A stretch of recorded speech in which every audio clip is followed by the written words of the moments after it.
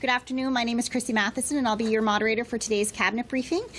Before we begin, I'd like to introduce the Premier of Nova Scotia, Stephen McNeil, and we will now take questions from the room. Premier, do you have any concerns that we are so far removed from the shooting in Portapic and families still don't feel like they're getting basic levels of information about what's going on with this inquiry?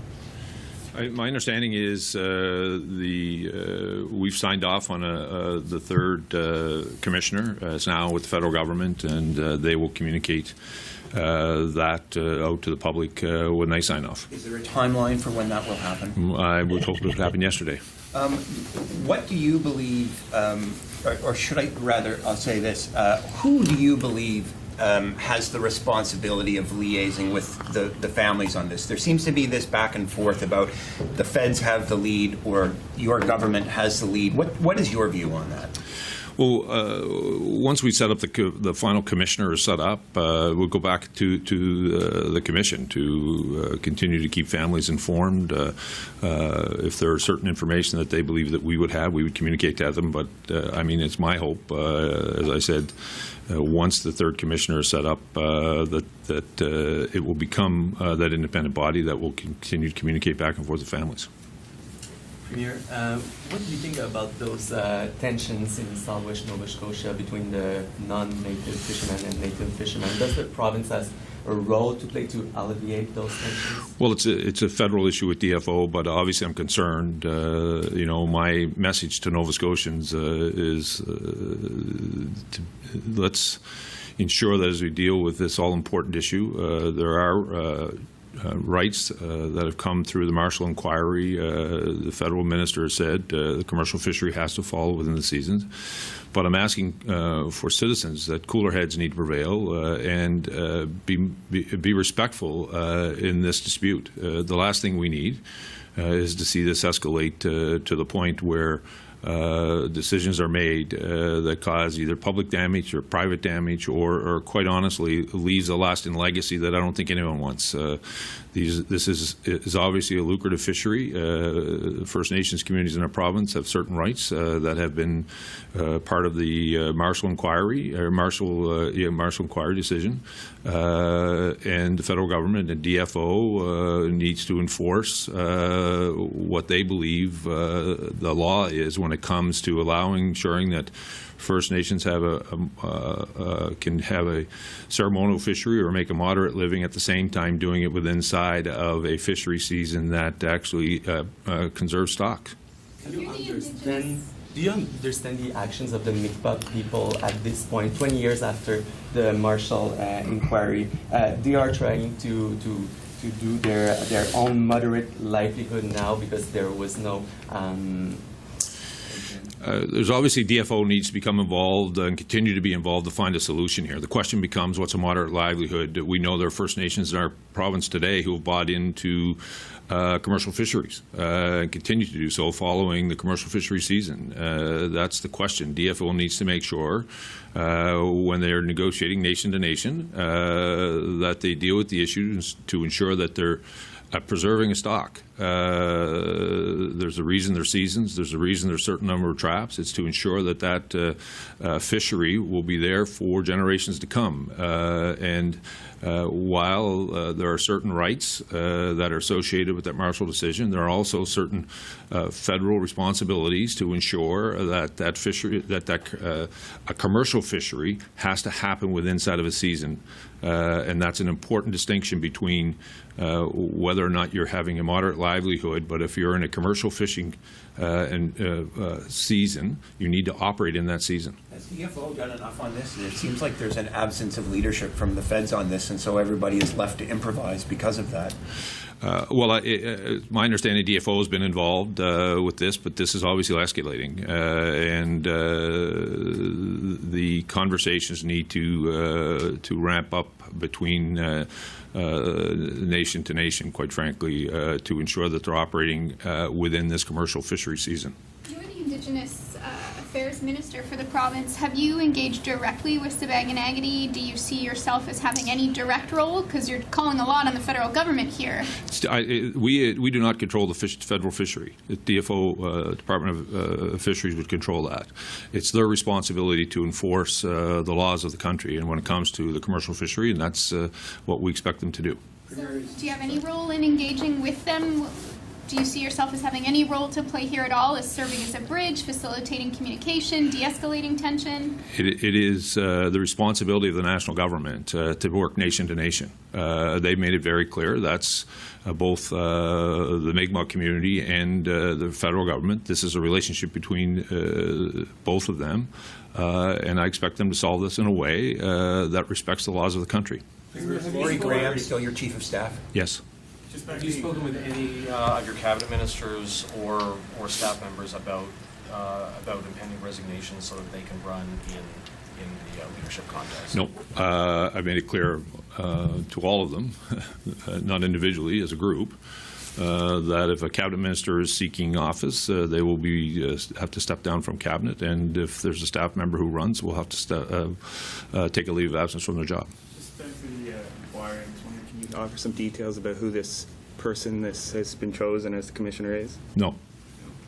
So I'm wondering also about the terms of reference for the inquiry. Are those two separate sets of terms of reference? Is the federal government in a set of terms of reference, and the provinces also? Because there are two different. I guess there's the inquiry is being done on two separate inquiry acts. It's a better question for the minister. I think he's coming down. It's a better question for him. Can you tell me when the terms of reference might be? It's a better question for the minister. 811 call volumes are up again. Just wondering what can be done about this? Are you looking at hiring more staff, or how can you kind of combat this ongoing issue? Yeah, obviously it's an ongoing issue with us. We will be hiring more staff. We have also have testing sites in all of our university campuses. That's gone extremely well. That will be coming to an end here soon. All of the students will be in self-isolation. Then we'll be moving those testing or that staff back out into our other parts of our infrastructure, and part of that will be how do we also continue to enhance the 811 network. Are you concerned that the network has not been able to stand up to the capacity that it's seen in the last few days? No, I mean, listen, you can find people who've had a test and had the results back in 24 hours. There are parts where, obviously, there are cases where that's been longer. So we're trying to look at that through with public health. How do we ensure that everyone's experience with that is a positive one? It's not dismissing the fact that we've heard from people who've said that it's been a longer period of time between the time they've called in and they actually got their appointment for the test. And in some cases, it was the issue of when the test was taken before it was actually sent to the lab, there was a gap. So we're working to try to improve those so that people's experiences is a positive one. But I think the issue at the moment is not so much the amount of time to get a test process as it is that people are not actually able to get through to 811. They're getting a message saying that the person they're calling is not available. Right. That's what I was saying. In some cases, we've heard from people who actually have had no issues getting into 811, and then we've heard from some others. So there's no question that we're working on trying to ensure that everyone's experience gets somebody, if not right away, that they get a return call within that day. But we've also had cases where people have actually had the test, and then when the test was sent to the lab, there was a gap between that. So we're trying to make sure that with all the different experiences people are having, the cause of why there may have been a delay has been different depending on where they are in the province. To what degree will that money that was finalized yesterday go toward addressing those issues that you just talked about? It'll be certainly part of that. Also, tracking and tracing is part of that. So we'll be using that. We're hearing from parents as well that are calling 811 to know when their kids can go back to school after a test. What is the way to proceed? Who should call them? Where should they find this information about when their kids can go back to school? Once they get back, it's my understanding, once they get back the test, that's a negative test, their kids come back to school.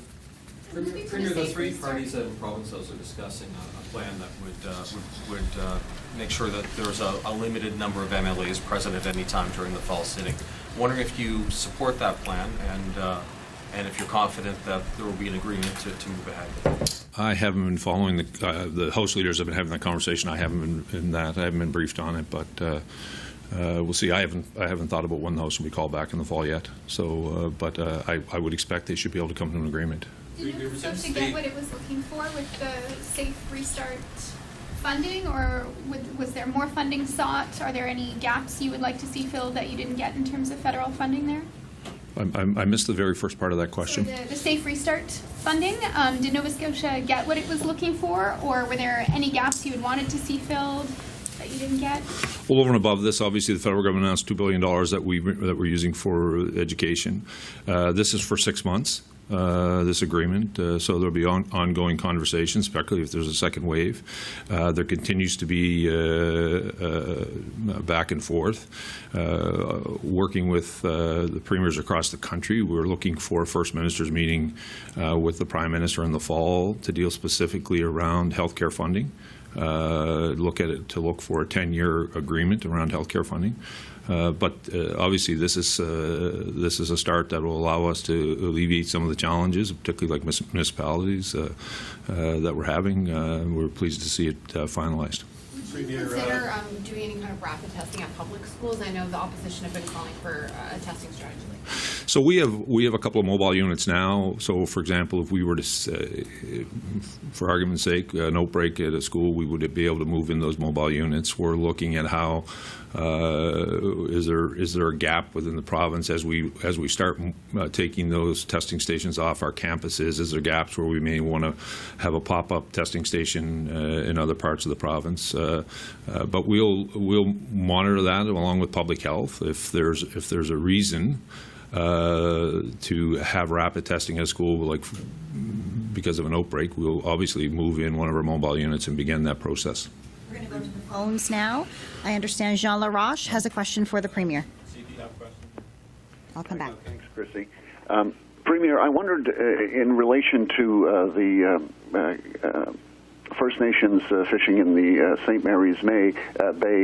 You said it was repeatedly it's a DFO responsibility. You're absolutely right. I wondered how you feel about the federal response to the escalating tensions and the fact that we have heard very little from the actual minister involved, Bernadette Jordan. Well, it's my understanding there's been ongoing negotiations, conversations between nation to nation, between Sabaganagadie and Department of Fisheries. Obviously, I wouldn't be privy to that, but it's my understanding they have been ongoing.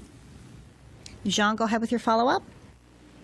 You have talked about the need to open up to the rest of Canada in terms of our borders all summers. How is the resurgence of COVID happening right now in our biggest provinces informing your decision of whether or not to lift those quarantine requirements? It's certainly not making it easy. I can tell you we've seen the last 15 days on average, I think Alberta's had 137 cases. I think Ontario has had 180. Those are obviously concerns, but we'll continue to work with public health. It is concerning for sure. Next question goes to Tim Biscay on the phone. Tim, do you have a question for the Premier? Yeah, thank you. Premier, it's documented in court records that evidence in the Glenassoon case was illegally destroyed in the byclass office in Bedford that was staffed by both RCMP and Halifax police officers. And we know that the RCMP is not being forthcoming about who destroyed the evidence. Will you call for a criminal investigation of the destruction of evidence by police? And if not, why not? So I've asked the minister to refer this file to CERT, the independent agency here in our province. They will assess whether or not this is of criminal nature, but I've asked the minister to do that. Do you have a follow-up, Tim? I do.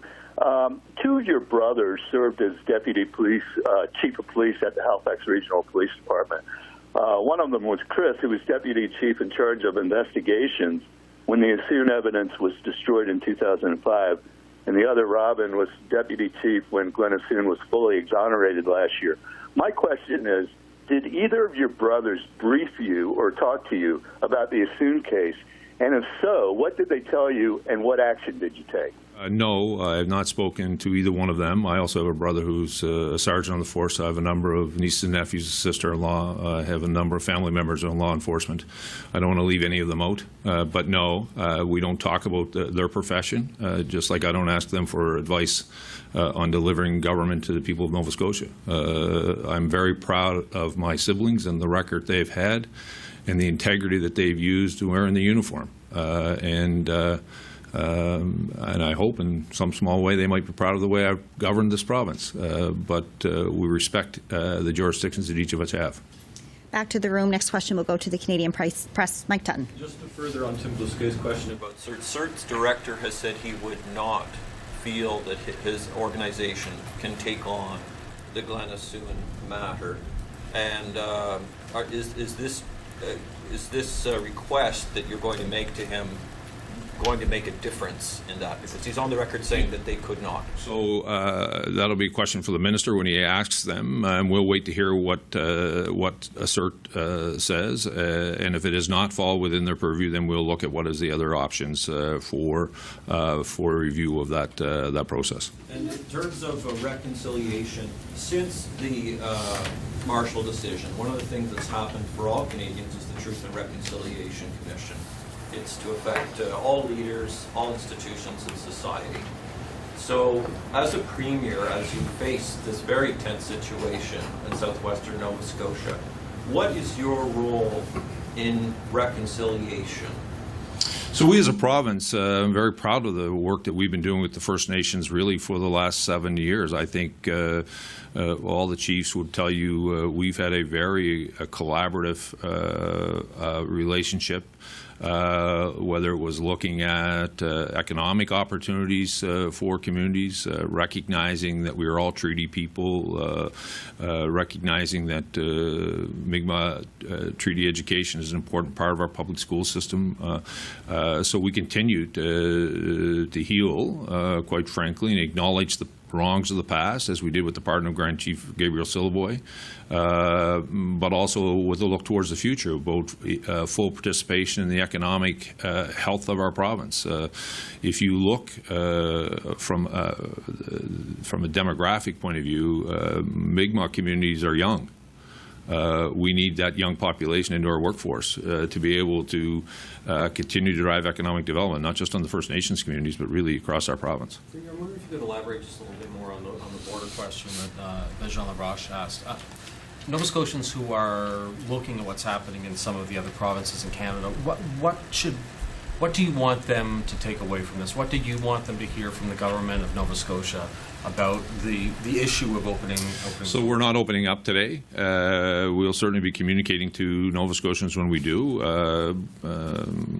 What Jean asked me was about are we concerned about what we're seeing in some parts of the country, which we are, particularly some of the data that I'm seeing, the young population under 40 is really where there's a massive outbreak in some of our communities. And when you look at places that are getting actually the highest peak they've had since even higher than what they had in the first wave, obviously those things are concerning.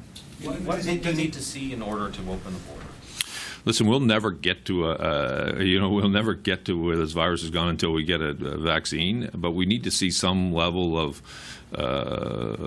control, and quite honestly, we're also looking at what is the possibility, if you're not self-isolating in our province, what is the tracking mechanism that we can use to identify? One of the things that we tried with our university kids when they came in was the online registration that had changed, and we actually reversed it, where you had to check in and we sent out an alert, essence, every morning, and these individual students had to respond for those 14 days, identifying, answering some specific questions. That seemed to have gone well. That may be part of what we would use when we do open up, that if you come in, you still will have to do the online registration, and we would send you the alert waiting to hear. And if we don't hear from you, then obviously we'd be sending someone to identify where you are and what's happening. Is there any reason to do it now that tourist season is done? I mean, obviously, tourism season is a big part, but listen, it's general commerce. We need some mobility. It's been these hotels in downtown Halifax and around in the urban centers obviously have had a huge challenge. I've spent some time out in rural parts of our province. A lot of the tourism operators had seen a lot of Atlantic Canadians. I think many of them would say they've had a better year than they thought they were going to have. Our challenge has been here in the center where, because we're missing as much of the commercial traffic, business traffic. I think the bigger question will be, as we work our way through this, what does the new normal look like for business travel anyway?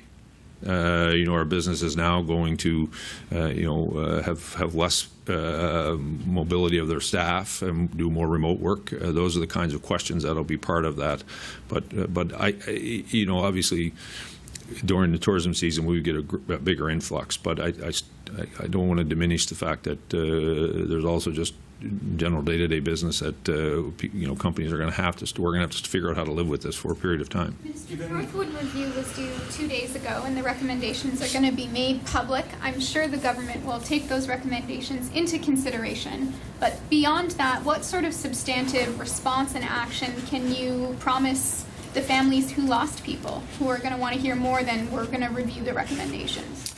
Well, you're making an assumption that that's what we'll say. There's an NTT going out, and that will be presented. I think it's going to be presented on Monday, I believe. I think the NTT goes out tomorrow. So what do they call that? Is that a note? NTE. All that fancy stuff that I can't remember. Yeah. And that's all the time we have today for questions for the Premier. Thanks very much. Thank you. Thank you. Minister Casey has now entered, and we will go with questions in the room. Minister, I'm going to take one for the team here and ask, have you made a decision yet about whether or not you're going to reoffer? No, I've not made that decision, but I've been doing this for 15 years, and I'll speak to my constituents when I make my final decision. And have you made a decision regarding your party's leadership, whether or not that's something you want to seek? I think October the 9th or some date is the deadline, and everybody will know by that time. Minister, in the summer we found out the province or an SLC is abandoning the emergency wine regions policy as a result of a settlement between the Government of Canada and Australia in a trade dispute. Have you been discussing some replacement way, some alternative way to help wineries in Nova Scotia? Thanks for the question. We certainly want to provide as much support, and we have provided support for the industry in the past. We've been working with the industry about what their needs are and how we might best respond to those. The NSLC is currently going through developing a strategic plan and reviewing all of their policies and guidelines. So through that review, we expect that there will be or could be some changes in policy, but it would be certainly to support all of the alcohol beverage industries, but of course the wine one is of particular importance. There has been a particular program for wineries. There That's won't right. be a particular program for them after this? That will depend on we know we have a period here of 4-year transition with respect to the agreement that's been realized, and we know that we want to support that industry. What that support will look like has not yet been defined. The opportunities to support the industry are really constrained a great deal by trade agreements, are they not? They are. So what's left? What sorts of options are left? I'm not looking for you to tell me which one you're going to choose, but you must have some idea what the range is. I can't tell you which ones are going to be used because we've not decided yet which ones are going to be used, but we know that we have to be compliant. We will be compliant and still support the industry, and we're speaking with them about what those supports might look like. We've spoken with some of the wineries who've said that without the program, they wouldn't exist. Without the preferential markup, they wouldn't be in business. Are you concerned that the wine industry in Nova Scotia will cease to exist after this? No, I'm not, and that's one of the reasons why we have to work with the industry to see, without the RSMA, what do they need, how can we provide that support, And is it through agriculture? Is it through NSLC pricing? How will that look? But we know that we have a very valuable and a very growing and a very vibrant wine industry in the province, and we want to maintain that and we want to support that. Is there a risk that if you do something that targets them, that you could trigger another trade complaint? We recognize we have to be compliant, there's no question. And so when we're working with the industry, that's certainly something that we both have to maintain, is that commitment to compliance. But I guess what I mean is everybody thought you were in compliance in the first place, and then Australia files the complaint, and now we are where we are. Do you think it's even possible, having gone through the experience with Australia, that you can give the industry targeted help without risking further trade complaints? That's the challenge, but we're up for that challenge. And as I said, we want to make sure that whatever we do for them in the future, and we will have to support the industry, there's no question, that it is compliant. So that's the balance we have to look at, is support for the industry and maintaining trade compliance. Minister, the CERB expires in less than 2 weeks. Are you concerned that that's going to have a significant impact on Nova Scotia's economy and the finances of the province as a result of any economic dislocation?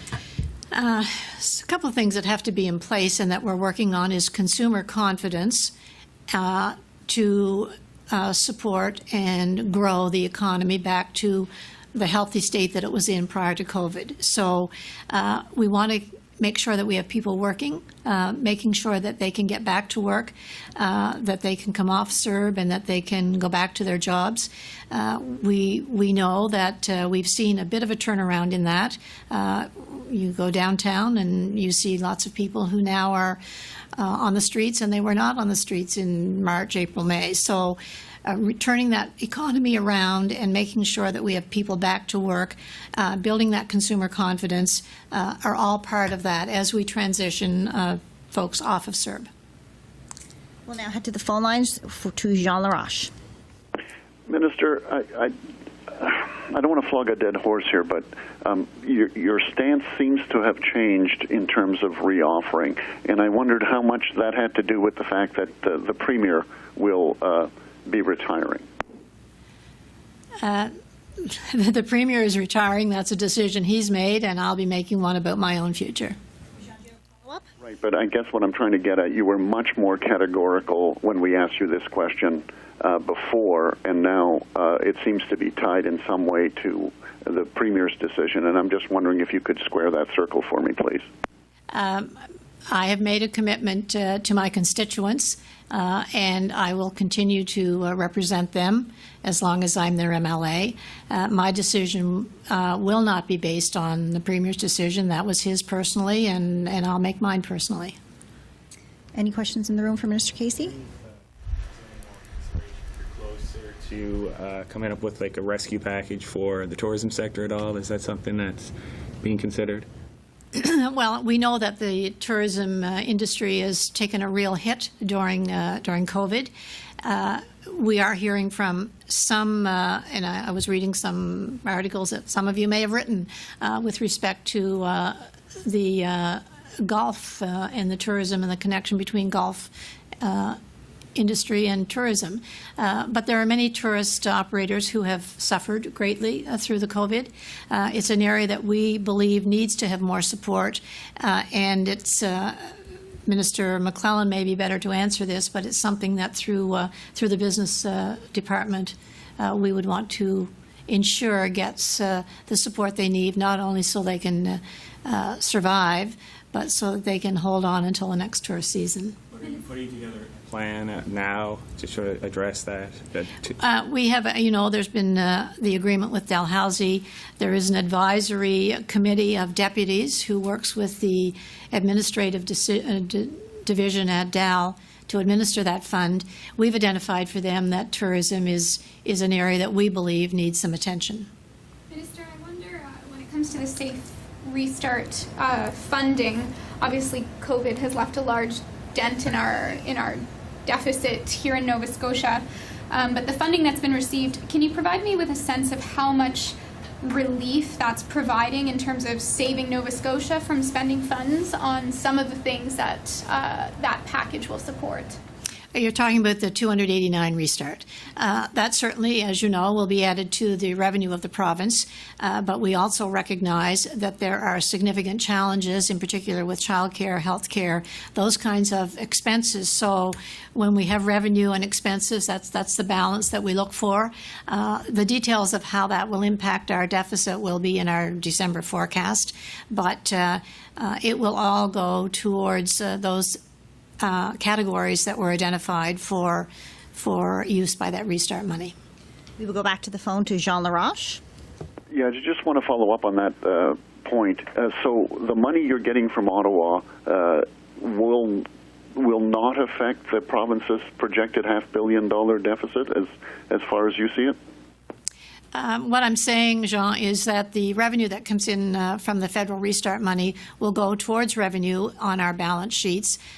We know that there will be expenses related to that as well, and how that balances out and what that looks like in our December forecast will give you a better look at that.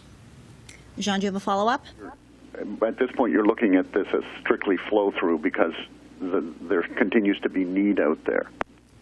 This will add to the revenue side, but we know that we're continuing to add to the expense side, and I would say that our expenses will exceed the revenue that we receive from the restart. Minister Porter has now entered the room. We will go to questions in the room. Minister, a couple of questions on behalf of a colleague. Taiwak is restructuring to become more sustainable. The chair of the board says they have received some support from the province in order to do that. Can you talk about the support that the province has provided them and what your concept of a sustainable Taiwak would look like? Sure. Thanks for the question, Mike. We have, through the National Housing Strategy, signed our first three-year action plan, which includes millions of dollars that will go to Taiwak to bring their standard of housing there up to good. That announcement, $3.7 million year one, 1.9 I believe year two, and $2 million in year three. I stand to be corrected, but I think I'm in the ballpark of near $8 million. 7.7 comes to mind that we've got in the first part of the strategy. As we continue to negotiate future action plans as part of the National Housing Strategy overall 10-year agreement, through second and third, we'll continue to work and negotiate figures that will contribute to our Indigenous community of Taiwak. They have, as you know, struggled through the years to get enough operational funding to keep units in good repair. Is it your belief that this money that you're talking about, will that be enough to help them do that, or does the province need to look at perhaps giving them further support? So this first round took in 111 homes. That's what it was targeted at. So it's quite substantial, and yeah, it will be ongoing. There will always be needs, as there is anywhere, I assume, and that's why we'll continue to work with the federal government as we announce or negotiate, rather, our future action plans, where we will seek funding to continue to support that population until we have everything up to where it needs to be, at least in beyond the 10-year agreement. Of course, we'll move on to whatever's next in that day as governments proceed, and there's I guess I would say there's always been programs for some things. Housing certainly has been around a long time. And I would think going forward there will probably be agreements that will be negotiated over the years to come around housing, and hopefully they will continue to include the Indigenous population as and where needed to ensure we have good housing. Minister, have you made a decision yet about whether you'll reoffer in the next provincial election? No, not even thought about it. As of right now, I would tell you today I am. I've enjoyed very much. I'm on year 15. Hard to believe. It's been great. I've had a lot of fun. Got a great area that I represent and great people right across the province, and certainly I've been enjoying my job as Minister of Municipal Affairs and Housing, so I haven't really given that any thought. I know some have, I've been hearing, and but right now, look, I'm here to be part of the team and keep working and do the work we've been asked to do. Minister Wilson told me yesterday that the Premier had asked ministers late last year for an answer on whether they would reoffer. Did you give the Premier an answer? Premier and I have chatted about this probably about a year ago now, I guess. I actually started the conversation because he had said that he's going to talk to members about whether they would reoffer or not, and I was clear at that point what I just told Mr. Gorman here, that I had no intention and made no decision. And as of right now, if you ask me, I plan to continue working. I'm enjoying myself, and as long as the people will have me, my plan is to be on the ballot. So. I also want to ask you about the Safe Restart Agreement. The province secured, it looks like $67.5 million to floating municipalities. The letter the Premier signed sort of spells out how that's going to happen. I'm wondering, in particular, if you could look at the transit portion of that. Nova Scotia got $16 million in transit. Many of the elements of this agreement were shared out on a per capita basis, but in transit we got $16 million out of a $2.3 billion pot. Could you explain why that is? Not being directly part of the negotiation, more of that information will come forward. I don't know if you asked the Premier or not about that, Brian, but they would be able to further probably clarify those actual answers. But transit was obviously a major issue for, we saw it in the HRM and certainly in Cape Breton, two of our biggest transit municipalities. For sure, there's some others obviously as well that have transit, not to that scale. So as far as the definitive breakdown of all numbers, I can't answer that for you today. No, I don't have that in front of me, and I've not yet gone through all of it, but I can't tell you the actual breakdown and answers. Who decides how that $67.5 million is distributed among municipalities, and how will that decision process be made? Thank you for the question. Again, that'll be something that will come more. So what I did a number of months ago now, we met regularly with the NSFM through the course of COVID and through their challenges. I asked them specifically in one of the meetings, would they be able to prepare across all municipalities and bring forward the numbers reflecting the financial challenges that they had within the municipal structure of government. They did a great job. That was a lot of work. They put that together, they got it to us, and it was, of course, very beneficial as we move forward with the restart negotiations with the Fed. So I credit them for actually doing that and the work that they've done on it. So, but as far as the breakdown by municipality, I don't have that number. I'm unable to share that with you at this point. It will come, I'm sure, in the days ahead as that evolves, but I don't know what that is right now. Then how is the decision made?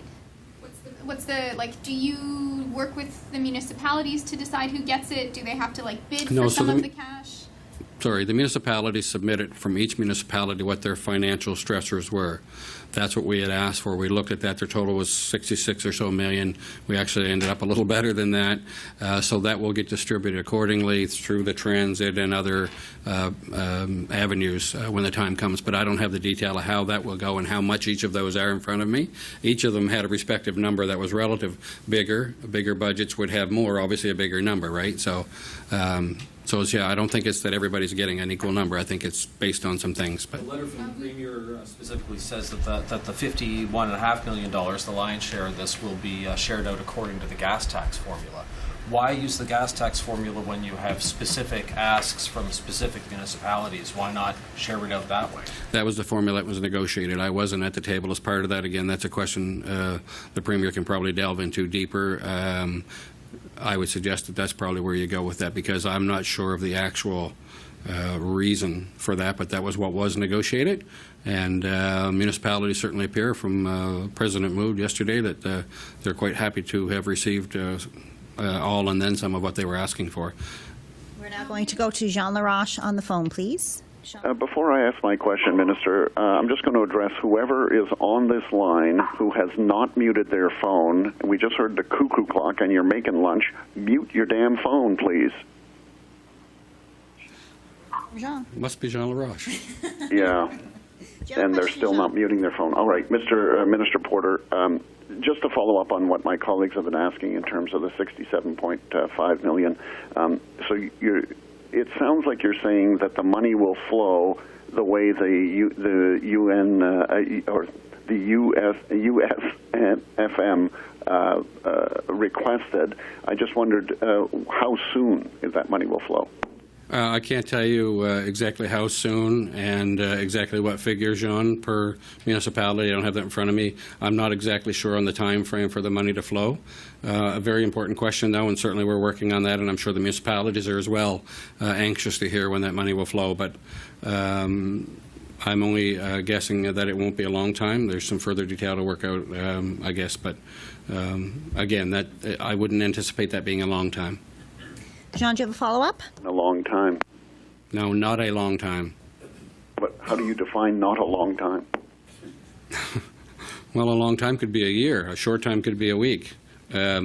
I don't have an exact time frame, I guess is what I'm saying, but I would not anticipating it taking a great length of time now that the negotiations are complete. I would like to think that that's probably going through a process right now and trying to be defined. So I would not anticipate this taking a really long time. I don't think anybody would want that. And that's all the time we have today for questions for Minister Porter. I sent them a long time ago. I didn't get a chance to ask them yet. Okay, we'll allow one question from Natasha. Sure.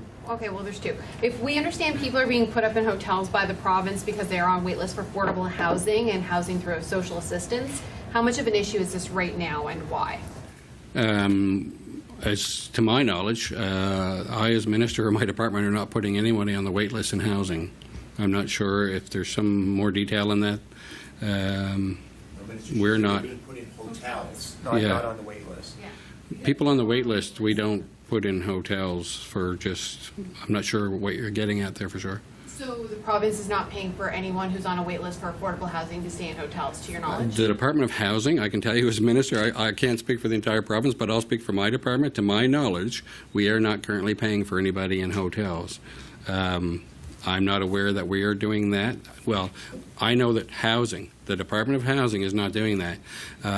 There could be other circumstances that I'm not aware of.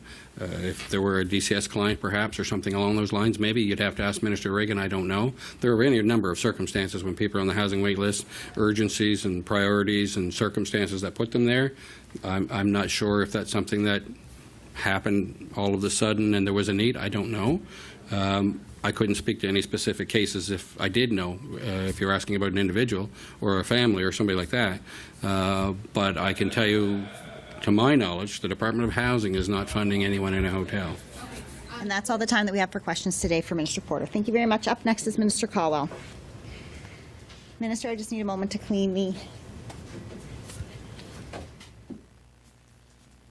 a reminder to folks with this format, it's the jockey, it's the Wild West, and I'm going to try my best in the amount of time to get to as many questions as possible, but...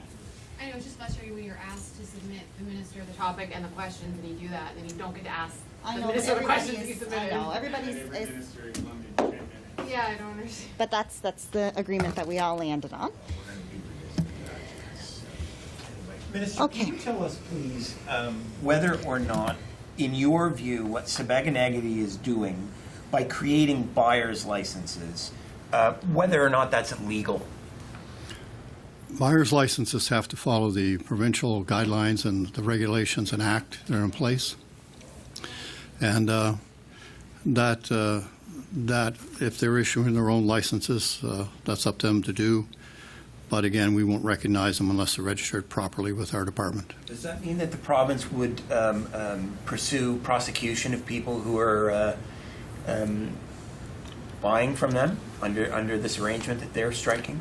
If I wouldn't comment on the issue with the Mikbak, but in general, if someone is buying product from that is caught not legally as described by the DFO or any other way, that there would be charges laid against the person that bought them. There's a dispute between the two sides, as you know, about whether or not what's going on affects conservation and affects the resource itself. What is your view? Do you have concerns that what is going on could affect what is one of our most lucrative resources in this province? It's a very lucrative resource, as you're well aware, and everybody is. We're always concerned when there's an issue of fishing. This isn't a DFO issue, really. They have to address this. It's not within our responsibility to do that. I understand that, but okay, so let's pull that thread then. Do you think DFO has done a good enough job considering what's going on in Saulnieville today? I'm very concerned about what's going on in Saulnieville today. Very concerned about that, as we all are in the industry. I'm sure that everybody involved is very concerned. I can't comment whether they're doing a good enough job or not because I don't know all the details and what they're doing behind the scenes. Should you? Fisheries Minister. Not necessarily, because it's really a federal issue. It's a treaty rights issue. It's an issue, again, with the local fishermen. They're all licensed by the federal government, so it really is the responsibility of the federal government. How should they address it? Say louder. How should the department address the matter? Ken? How should the Department of Fisheries address the situation? How would you like to see them address the situation? What I'd like to see happen is get a peaceful resolution to this problem once and for all. So it's as clear rules that everybody operates under and everybody agrees to. That's what I would ideally like to see. Have you made a decision yet, Minister, about whether you'll reoffer in the next election? I'm going to tell you the same thing I said the last several elections. I have not decided yet. We'll go to the phones now to Jean Laroche. Just to be clear, Minister, buyer's licenses are a provincial responsibility. They're under your department. The fact that they're going to issue buyer's licenses to purchase lobster that they catch, is that legal? We do issue buyer's licenses in the province. We're responsible for that and process our licenses. Any license that's not issued by our department under the Act, we would observe as being not legal. So what are you going to do if they issue buyer's licenses? Well, the Act is very clear.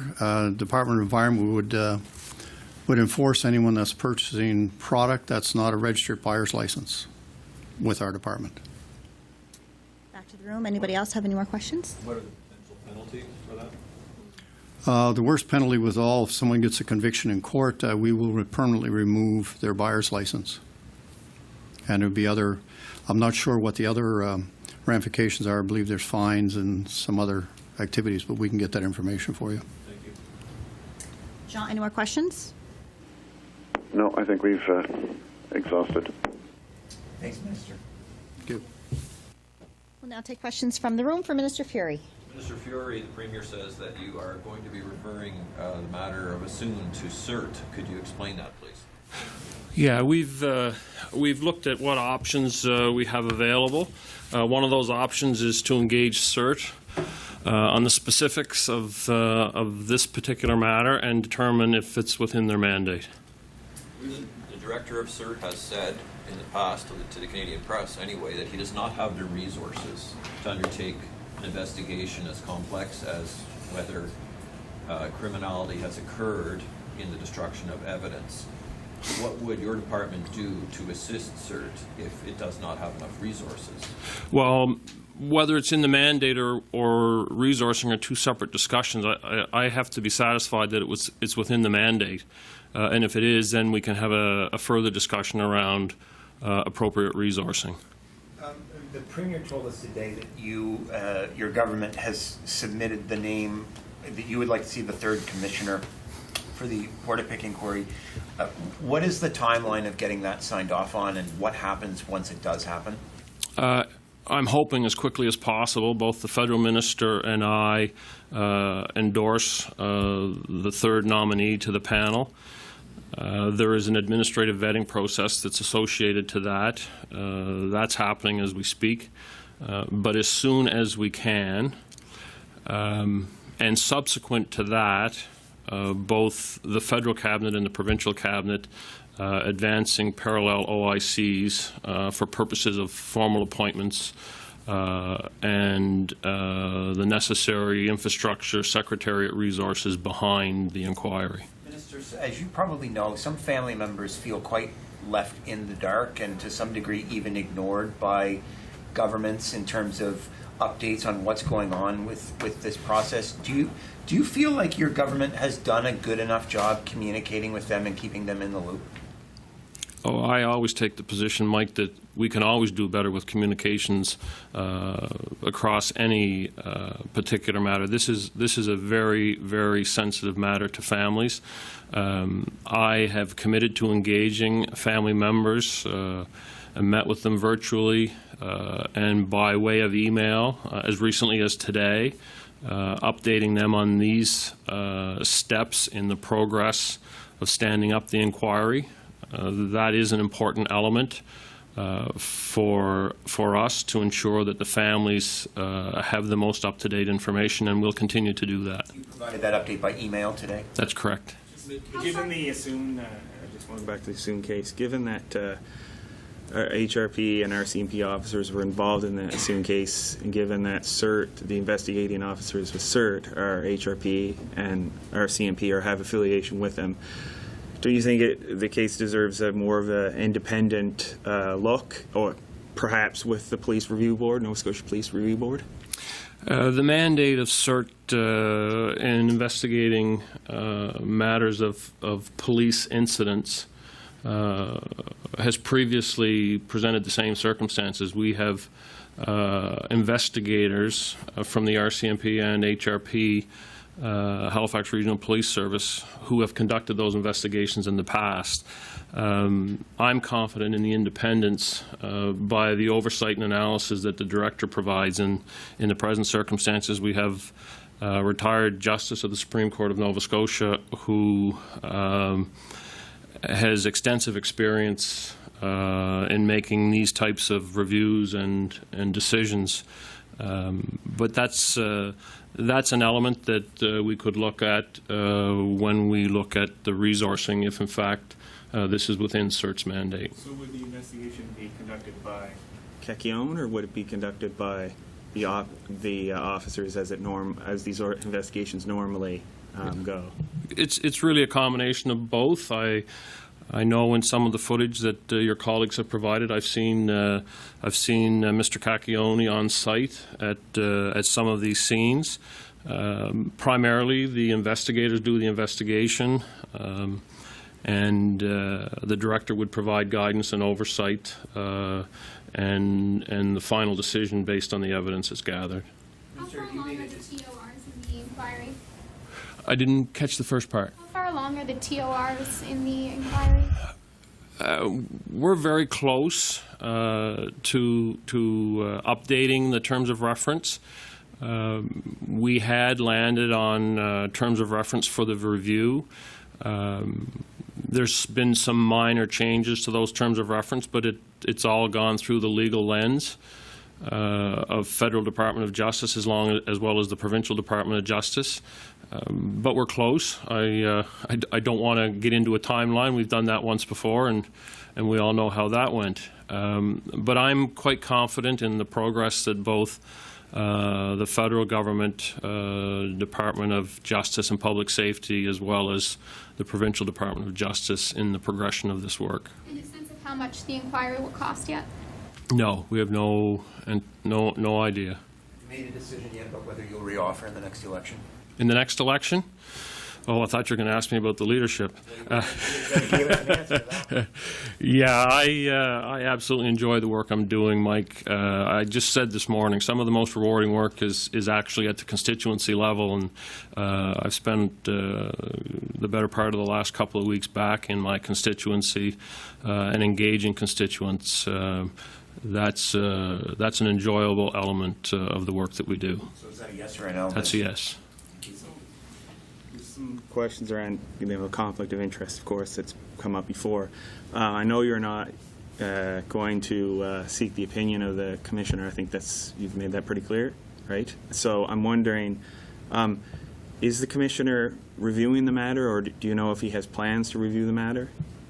Well, I think I have to remind you, Andrew, don't put words in my mouth. You're drawing conclusions.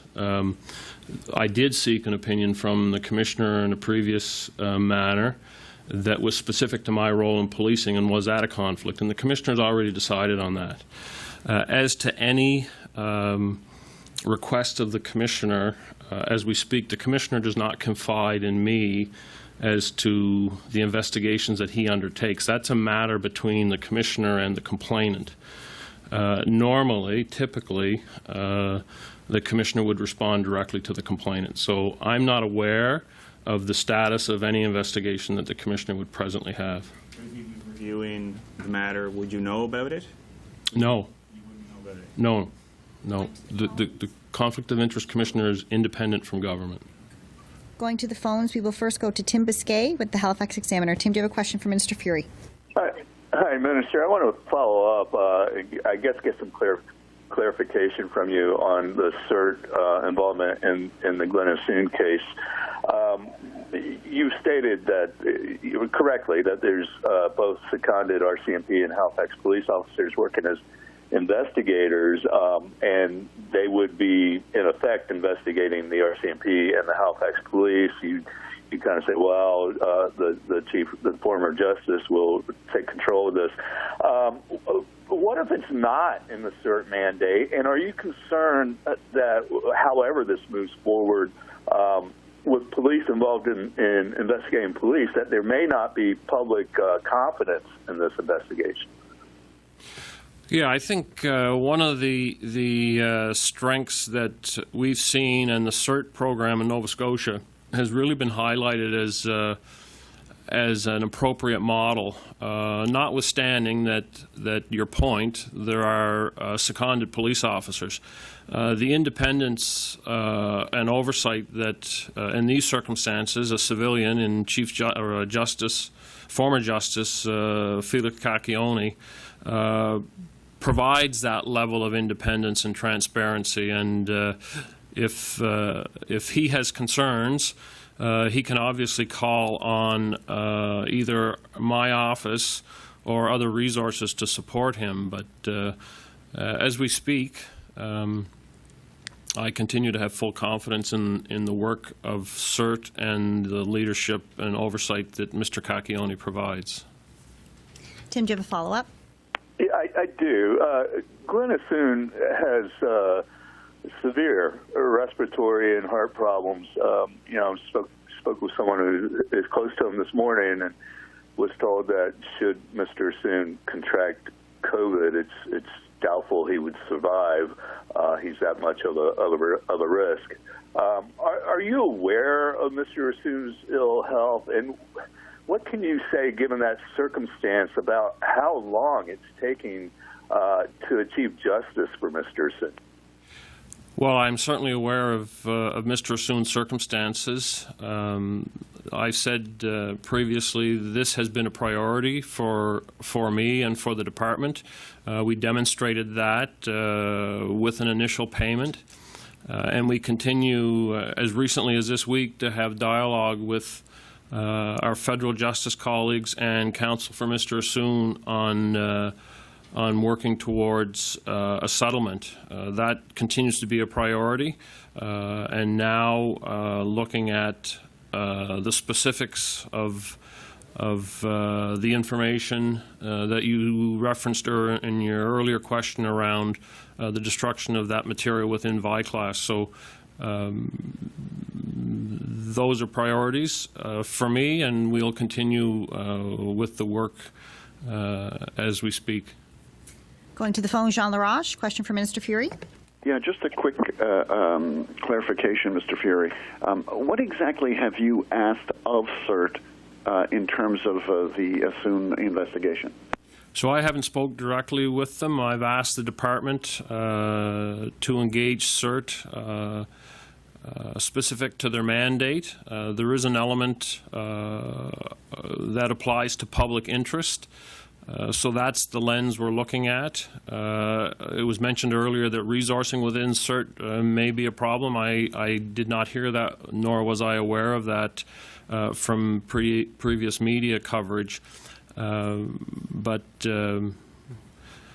right now, I'm waiting to hear back through the department. Jean, do you have a follow-up? You've asked them to look at whether it's in their mandate to look at the destruction of evidence specifically? No, I've asked staff within department. I've had no direct contact with CERT. I haven't done that in 3 years that I've been in this portfolio. I've asked staff to engage with the director of CERT to explore what options are available. Is this within their mandate? And now, to a point that was raised earlier, a fair question around resourcing. Should this particular matter, these circumstances, be within their mandate? Do you have worries about what you've seen and heard related to that? No, I'm just trying to be transparent in how we respond specific to the circumstances. My understanding is when these circumstances first came to light that the RCMP did a review themselves, and they acknowledged publicly that there was material that had been destroyed, and my recollection was that there was no ill intent at that time when they spoke, when they disclosed that. But as we speak, the Premier has asked, and we are now looking at and exploring what options are available to us. That's all the time that we have today for Clarify questions. this, though. So it's the Premier's prompting that has led to this. You didn't independently decide you wanted to do this. The Premier raised that issue? No, we had initiated this work within the department prior to the discussion that I had with the Premier. Thank you. Thank you. Thanks, Minister Ferry. Thank you. For those on the phone, Minister Delory has entered the room. We will first start with questions in the room. Minister, what is going on with 811? Why are people not able to get through? So 811 over the course of this week has seen higher volume in calls than they have throughout the past year. So they've been staffing up to respond to that increased demand. But does this mean that the robustness of the system needs to be enhanced? Because, as you know, people aren't even able to get through. They're getting a message telling them the person you're calling is not available.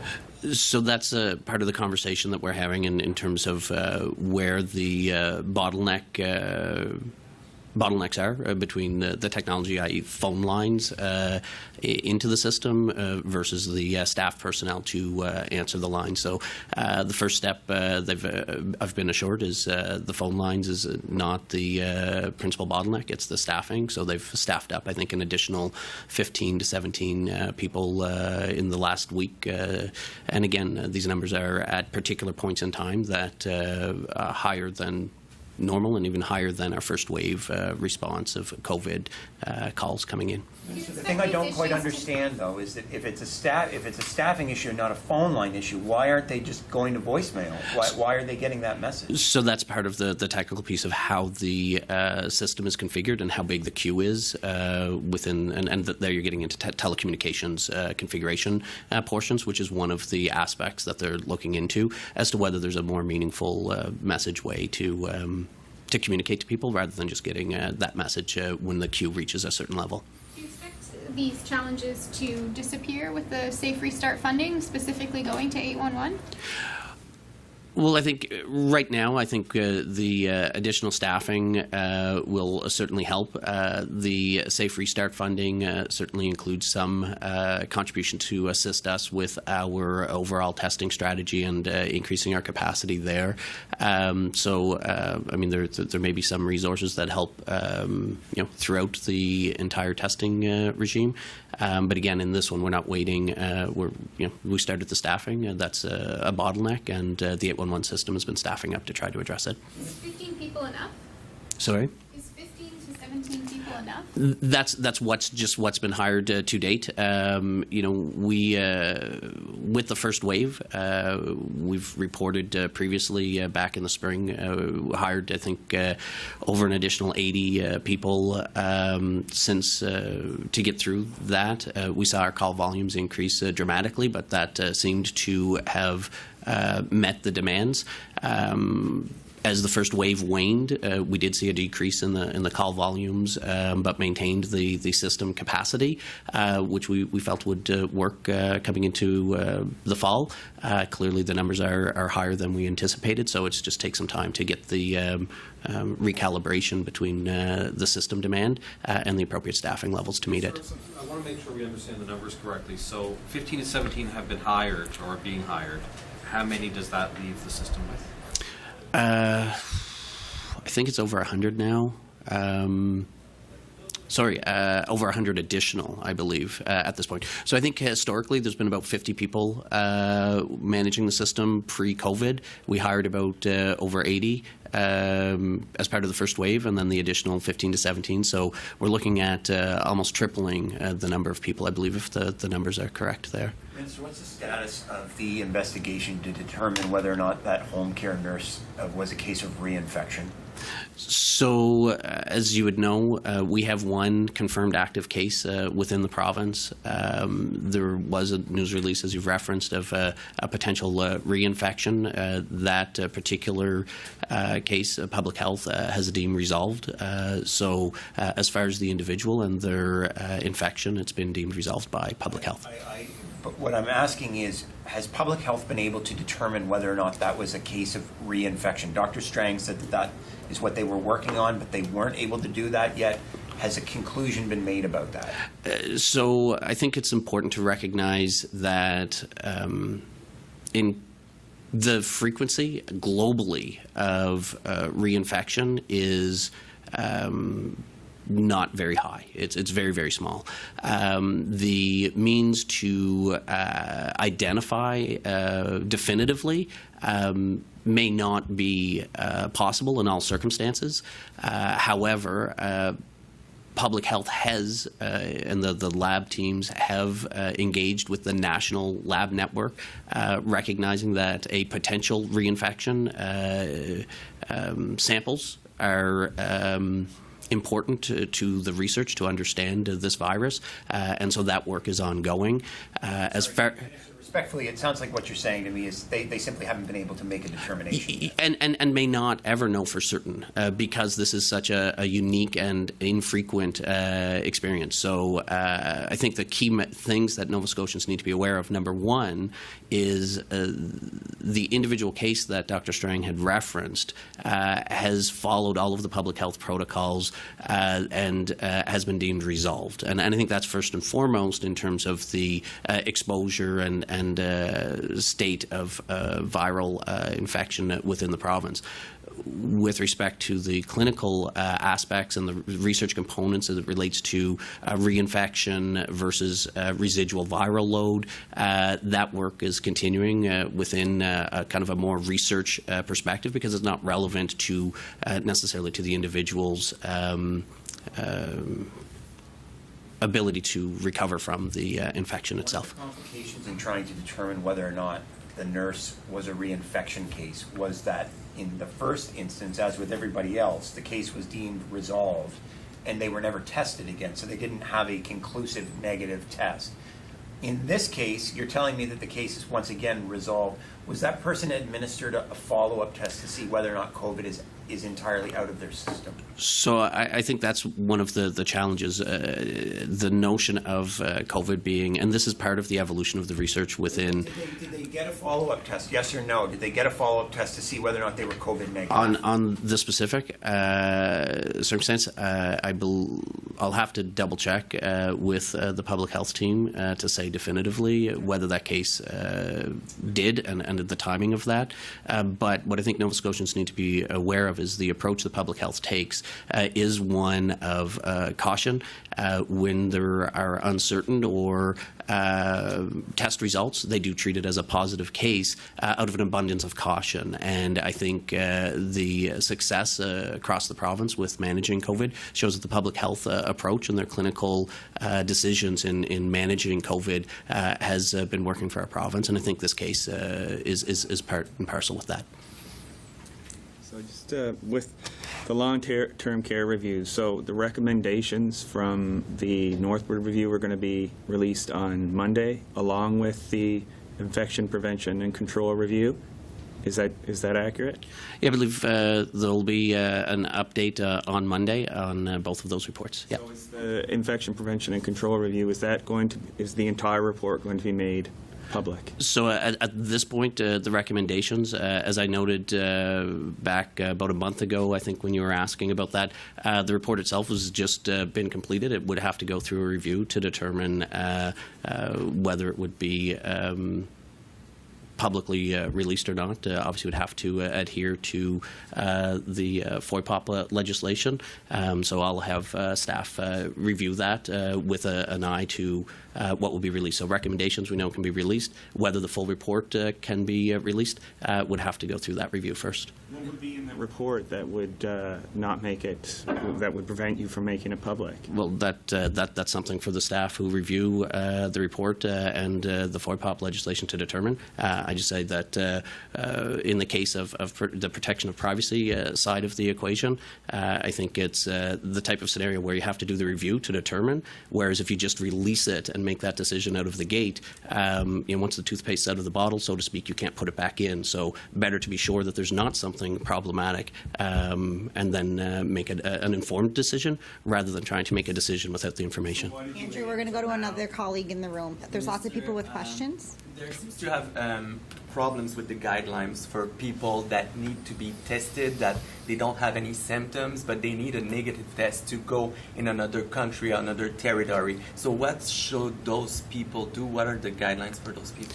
So in Nova Scotia, our testing strategy for COVID is based upon public health recommendations, which is a symptomatic protocol for testing. So that protocol is the same for all Nova Scotians to first do a pre-assessment on the 811 website and then to follow up with our 811 system to have their symptoms and circumstances assessed and then if appropriate they would be contacted to schedule an actual swabbing to have the COVID test completed. So going outside of the country needed a negative test. Is it a good reason to have a test here in Nova Scotia? With our public health protocols that are in place, they are built upon symptomatic testing. Those symptoms are available. It's been the approach that we've taken since the beginning of COVID.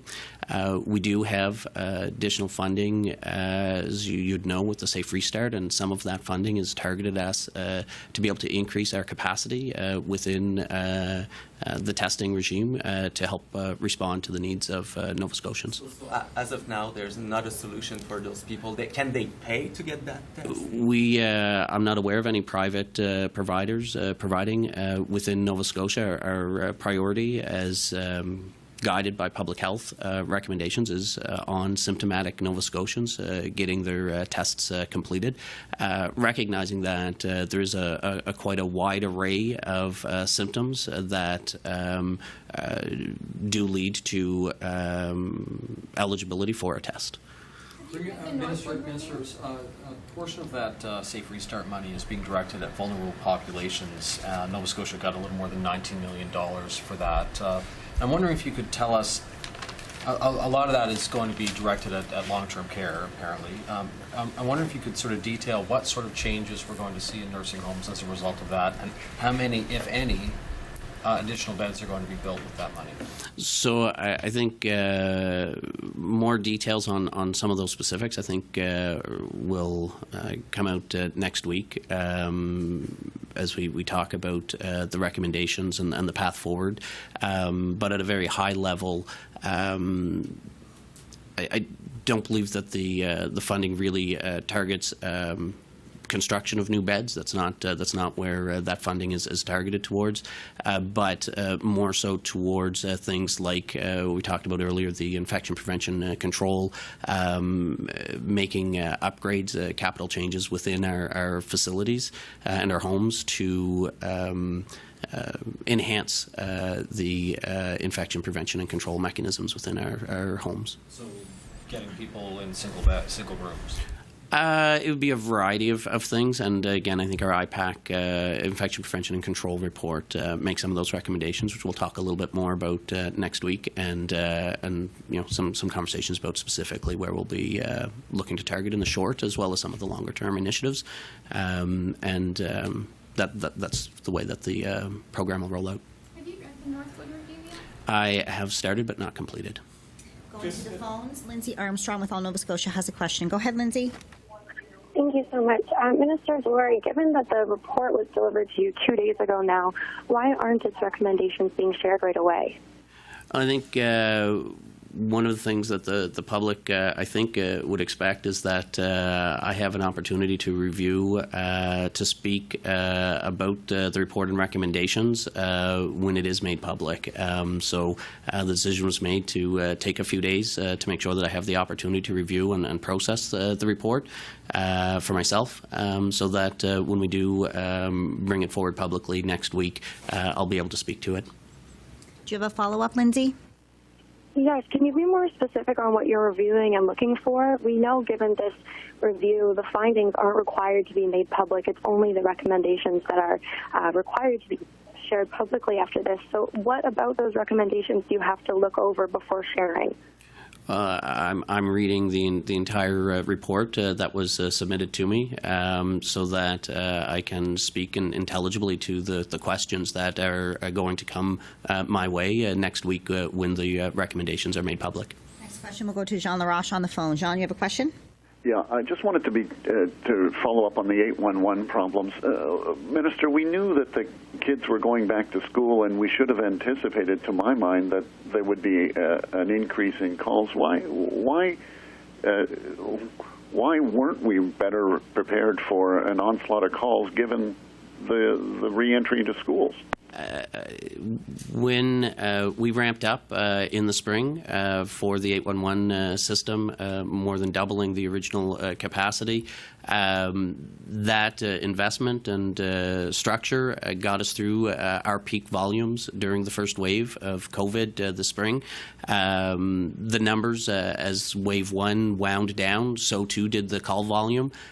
So we were using the first wave as a bit of a benchmark as to what we would anticipate for the call volume into the fall. Obviously, the call volume is a little bit higher than that, so we're adding the additional resources to respond.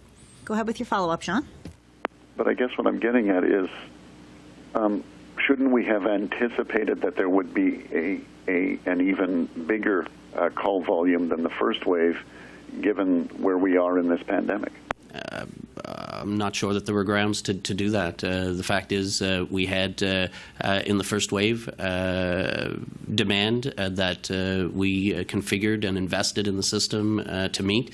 It met that demand, and subsequent to that first wave, there was a reduction in demand which could be anticipated.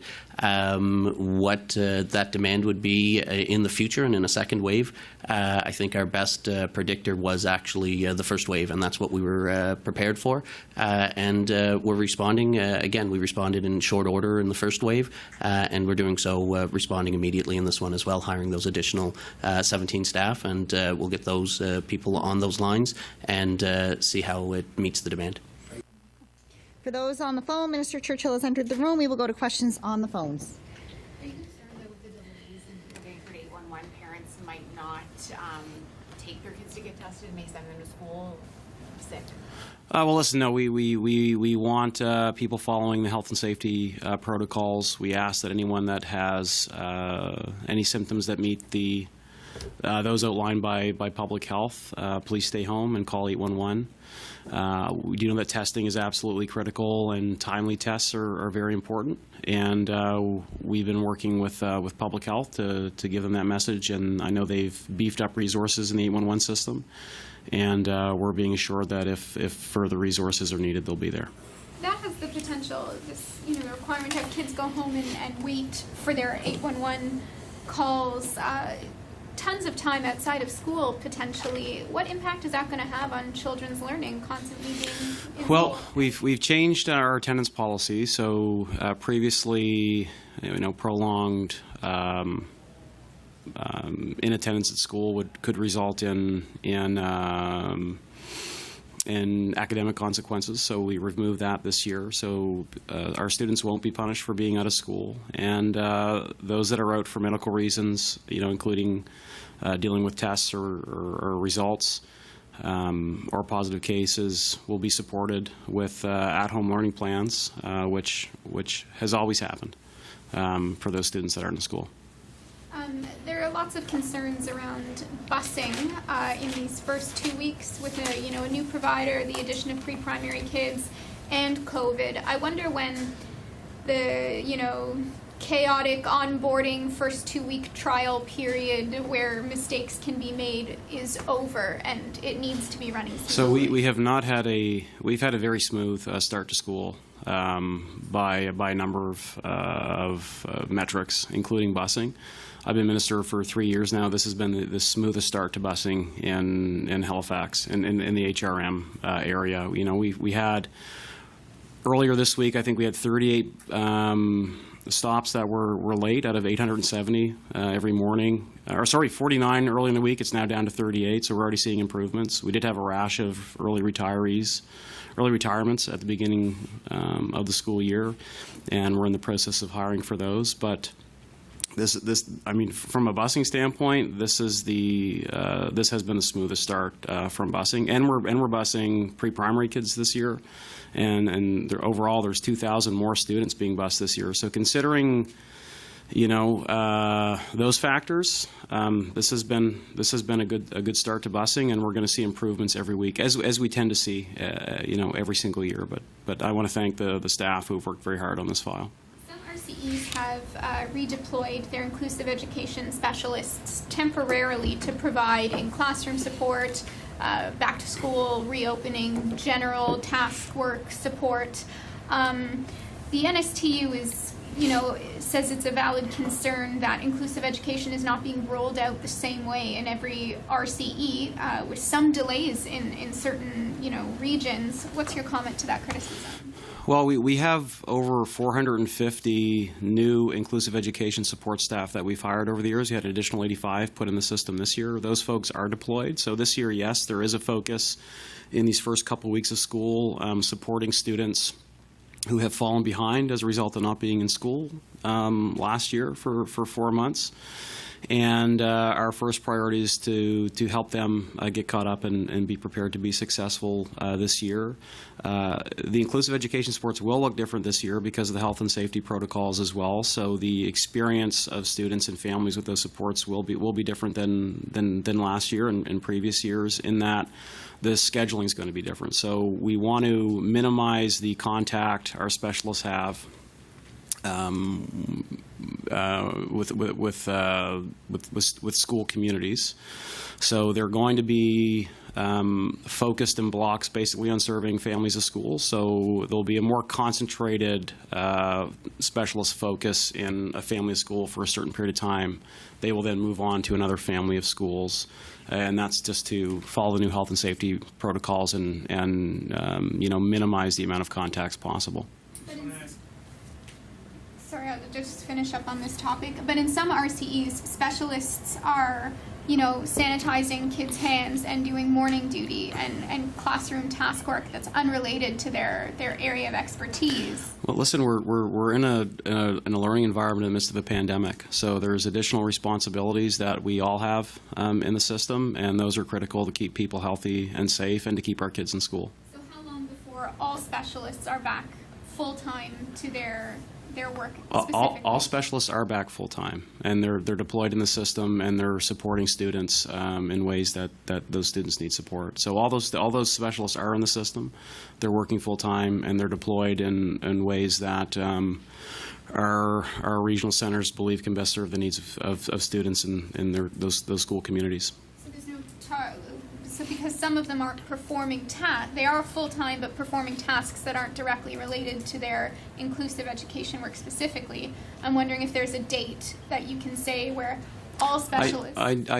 Specialists are focused on their inclusive education duties. I mean, that's their role. They're specialists. There might be some additional responsibilities that specialists, that teachers, that principals, VPs, cleaners have during this time, but those inclusive education support staff are there to support our inclusive education policy. Minister, the council. What's that? Go ahead. Okay.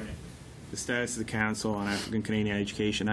I just wondering how did that legislated council go from 17 seats to 5? And I know, like, this was an issue before COVID, and Are those seats going to be filled, and when will they be filled? Those seats are going to be filled.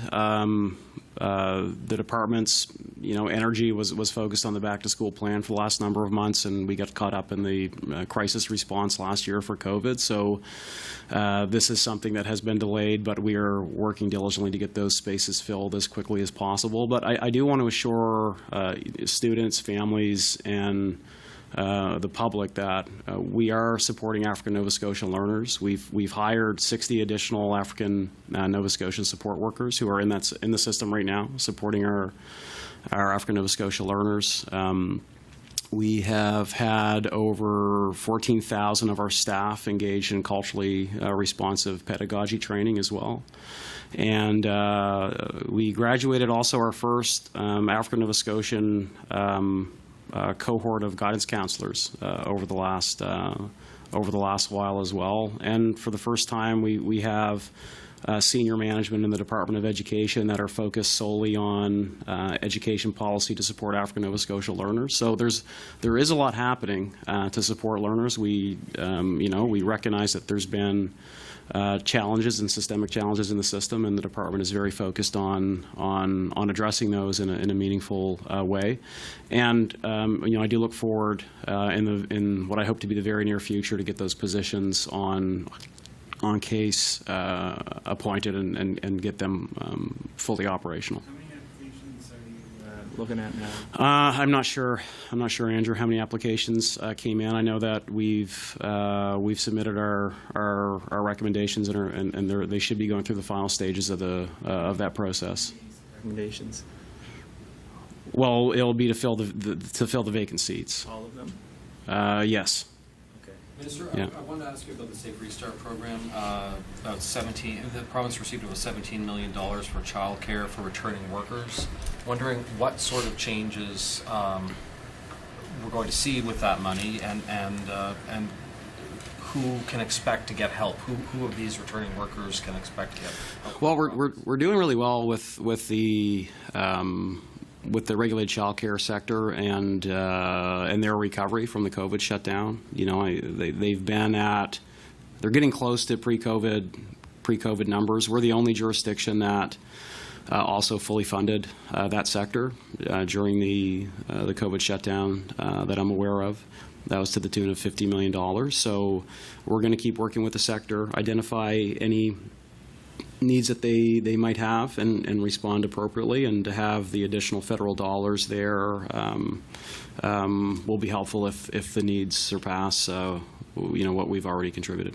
So it's possible that money will just sort of backfill some of the money you've already spent?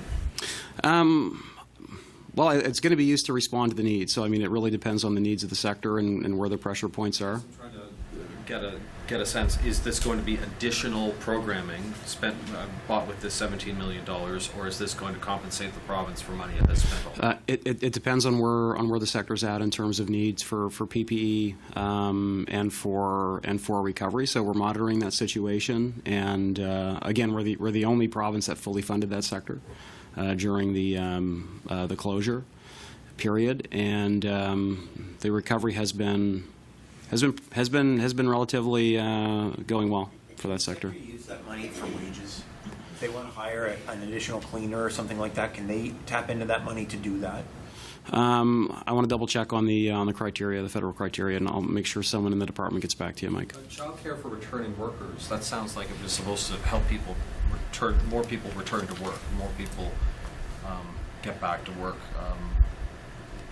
If that money is being used in the way you've described, is that really going to accomplish what the program says it's about? But people are getting back to work. The sector is recovering.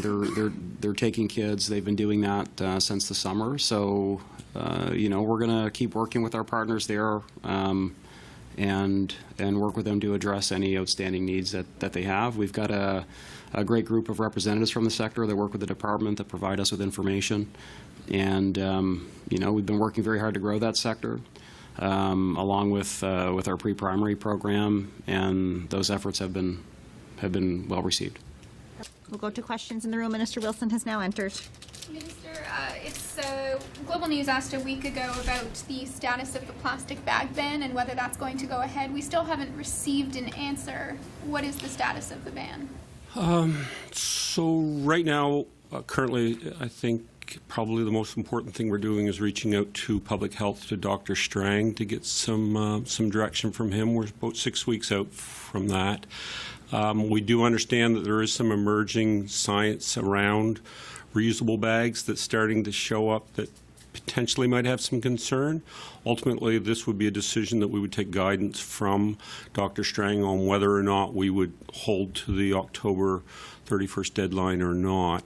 And also, we've been watching, and I believe they're going to be reaching out to PEI in Newfoundland. PEI went through the bag ban with COVID in mind. Mind you, it's a different jurisdiction, a little smaller marketplace, and certainly a little bit more protected. And Newfoundland, I believe, did a delay on theirs for about 6 months and have theirs in place now. So it's something that we're going to wait and get some feedback from public health. When will you know whether that's going to go ahead as planned for October 31st? I don't want to really, raise too many expectations, but I would say somewhere in the near future.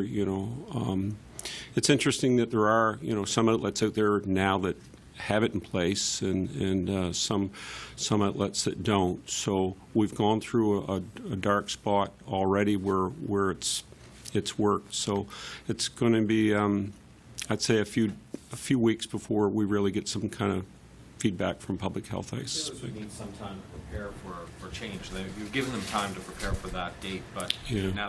now that there's some doubt around that date, what should they do? What would you expect a retailer to do now that they're hearing that October 31st meeting? Yeah. So I would assume that a lot of those ones that are preparing already have had. Again, we have some retail outlets that have they're accepting reusable bags and some that aren't. So there are some models out there that already work. I do understand that it is one of the big concerns would be supply. You don't want to have a stockpile of bags that you're not going to be able to get rid of. So we'll be cognizant of that also. But I would expect that there will be reasonable time given to them. What's the issue with reusable bags? And I just want to make sure that you're not reconsidering banning plastic bags, right? No. If only there's some kind of a concern based on the science that might show that reusable bags will transmit and hold and transmit. Yes, that's the only consideration. Yep. Minister, in Brookfield, citizens are reporting a gritty granular material on their vehicles, and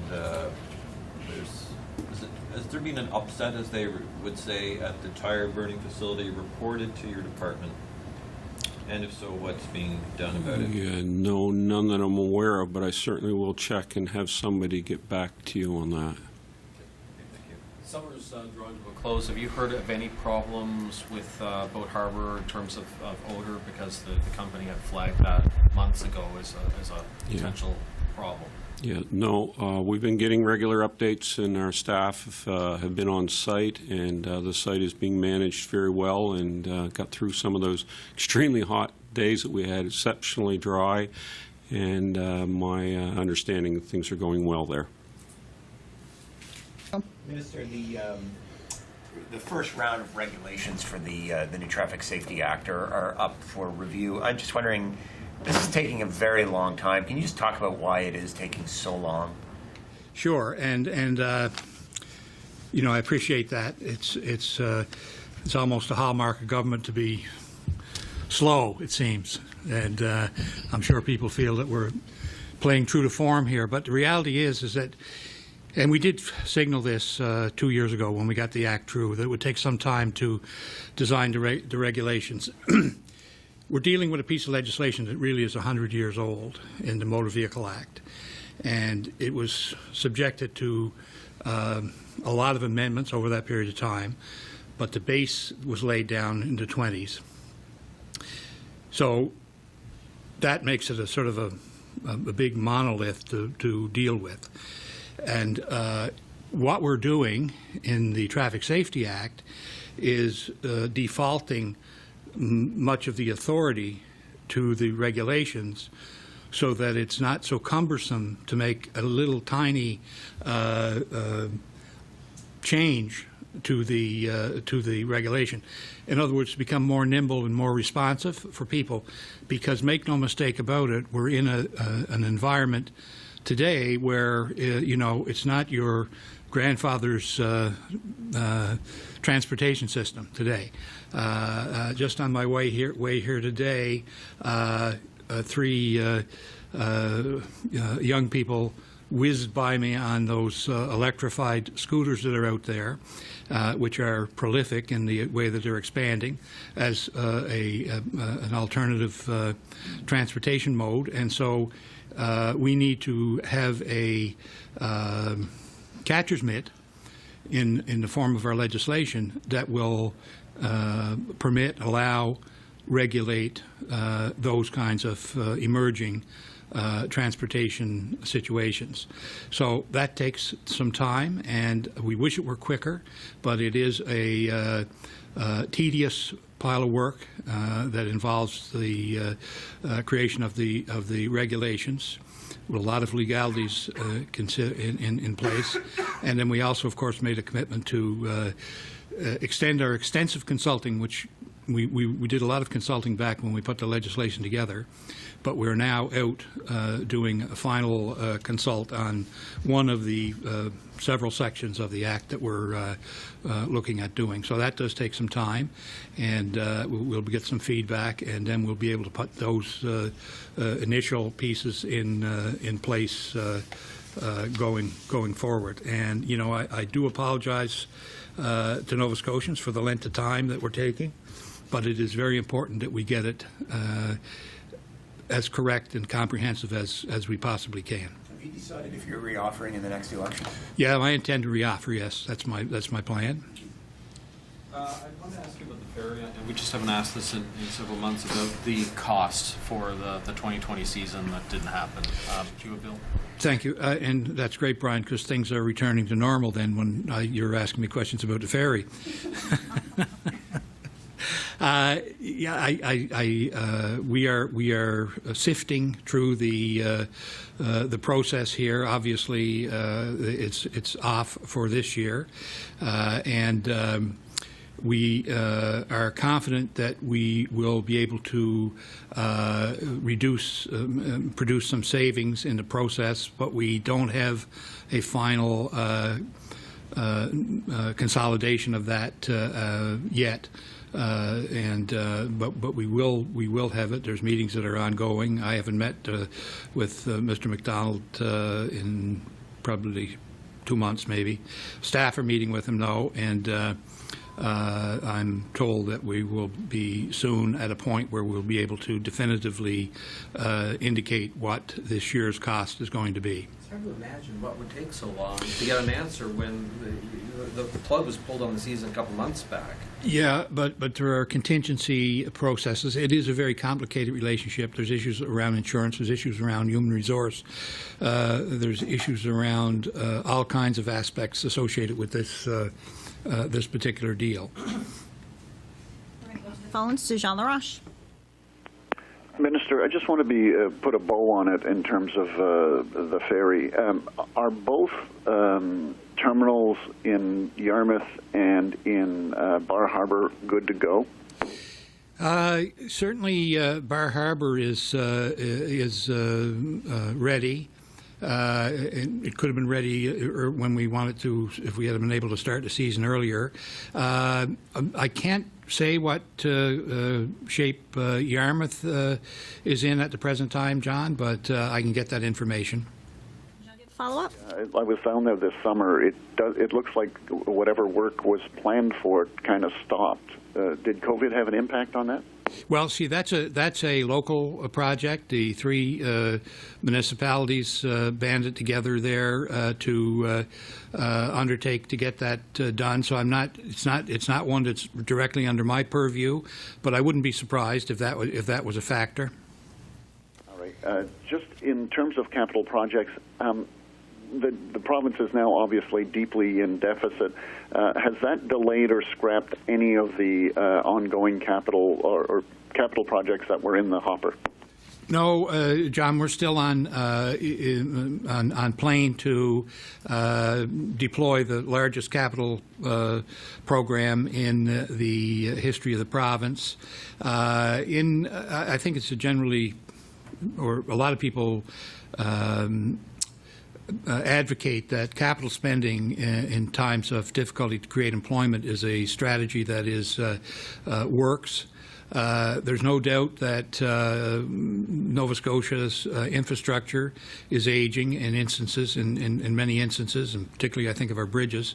And so providing capital spending in those areas is a good strategy to keep our economy going, at least in that sector, during the pandemic, which has been a big negative impact for many, many businesses across the province. You know, as a small example, we are confident that our stimulus program, which is in the $230 million range, is creating and will create around 2,000 jobs during its implementation. For those on the phone, we now have Minister Glavine in the room, and we'll take questions in the room first. Minister, in May, you told us that millions of dollars in support for artists was in the works in response to COVID and its effect on their livelihoods. Nothing has been announced. Is there still an intention for the province to provide funding for artists who have been affected by COVID-19? Yeah, so a couple of points to make there, Mike. First of all, 85% of the culture budget operating budget has gone out the door, which is available no matter what degree of involvement they may have had and work during the past 6 months, and 95% of the arts budget has currently gone out the door. In the latest bilateral agreement, which we have signed, there's money for culture, heritage, and sport. So this will be getting underway, as well as the province will be coming forward with support, and I should say, you know, we're hoping within late September, October. That being the case, we know that the next 6 months ahead are really going to be a challenging time, and that's right across the creative industries and culture sector. I know that on the music front, a number of musicians have been able to attend, you know, like Kitchen Fest and some of the community events, smaller venues for sure, but there's been some very good activity for our musicians. But certainly, you know, visual artists and theater are some of the areas that, you know, we hope to address in the coming weeks. So just so I'm clear, the plan is still for the province to provide something, and we're going to get more details about that end of this month, beginning of... That's right, yes. That's you will be hearing of that, indeed. Will you be reoffering the next provincial election? You know, I haven't made it, you know, official or anything. There'll be a time, probably in you know, in the fall, when we go back to the House, to give notice of my intention as to what I'm doing. We'll go to the phones to. Oh, sorry, Brian. Apparently, Mr. Wilson told us that the Premier had asked ministers and other members of caucus to say last year what they intended to do. Did you communicate with the Premier about your intentions? No, I didn't have a discussion with the Premier in that regard. Yeah. We'll go to the phone to Jean Laroche. Jean, are you there? Okay, I guess he's not there. I thought he had a question on the art gallery, but maybe he... Oh, do you know what? I know this question was going to be, so I can ask it on his behalf. Sorry. has the pandemic and its effect on the budget, is that in any way having an impact on plans for the new AGNS? Well, you know, it's a very long and I would say a complex process to get the designs finished and in front of Nova Scotians. But I'm pleased to announce that next week the 3 finalists in the competition will be unveiling the designs at the art gallery and online, and we hope to have a very vibrant response from Nova Scotians. It really is their opportunity to participate in what will be, in my view, an iconic build on the waterfront, for one of the major builds, I think, of the century, really, and to have Nova Scotians engaged, I think, will be a valuable part of the process. You see them? I have not. No, I'm looking forward to next week as well. We wanted to keep it under wraps and allow the designers to explain why certain features and to give an overview of their plan. On the phone, Minister Kasoulas has joined us in the room. We will start with questions in the room. Minister, there was workplace fatality earlier this week. The department has been very slow to provide any details, and what details have come have been quite sparse. I'm just wondering why that is. Well, with all workplace fatalities, first and foremost, our condolences to the families. With these, an investigation does happen, and while the investigation is there, we don't want to reveal anything, and we also respect the privacy of the family, so that's another reason why we don't reveal information on them. But I can assure the public that it is being fully investigated. I'm just thinking even like things that surely wouldn't compromise the investigation, like the location of the work site. Why is it so slow sometimes when that type of information comes out? Well, again, it just, that's up to the investigating individuals. I don't talk with them directly. I get very little information myself, so the information that the public has is generally the same information I get. It's imperative that we provide a proper investigation into these matters, and that's what we do in every situation. And that's a lot of the reason why every time we do have an unfortunate workplace fatality, I'm giving the same answers, that it's under investigation, and that's pretty much at that point the information I know. Well, in other provinces, there's a workplace fatality, public inquiry is triggered. I mean, I'm wondering, given that, I mean, do you think that you should be a little bit more transparent in these investigations? My thoughts, first and foremost, go to the family. So I don't do what happens in other provinces, and the way I look at these is that we want to respect the privacy of the family. I would never want anyone in government or department saying anything or revealing anything about the fatality that would be, that would be upsetting to the family. So what other provinces do in these matters, would not change the way I approach these matters. And for me, the first and foremost thing is the families, getting them the information and getting them the answers. And at that point, if families want to talk about the workplace fatalities, then, I would more, that would be their decision. But I want this to be, in every situation, driven by the families, not by policy, not by government, not by, media or anyone else asking questions. So again, we have our inspectors in place. They're doing a thorough investigation on it, because we need to make sure that if there was any reason to lay charges, we want to make sure that this never happens again, because that's also what we want to learn from these situations. But our thought is first and foremost with the family and making sure that we get them the answers. There's a public interest component to this as well, right? So the public should and wants to know that their workplaces are protected, and that the government is overseeing workplaces and making sure they're safe. And I would say giving out details in terms of a fatality does not help the public make their workplaces more safe and secure. What makes workplaces safe and secure is the education we do. It's our occupational health and safety people working with employers and employees to make sure that they understand the risks that are inherent within their industries and within their workplaces. But I would disagree with that. Minister, now that we're back into school and parents are contending with their kids presenting any style of symptom that forces them to stay home. As I'm sure you know, a lot of people are concerned about what effect that will have on their work situation. Where is your head right now on the idea of paid sick time for everybody, whether they are in a union or not?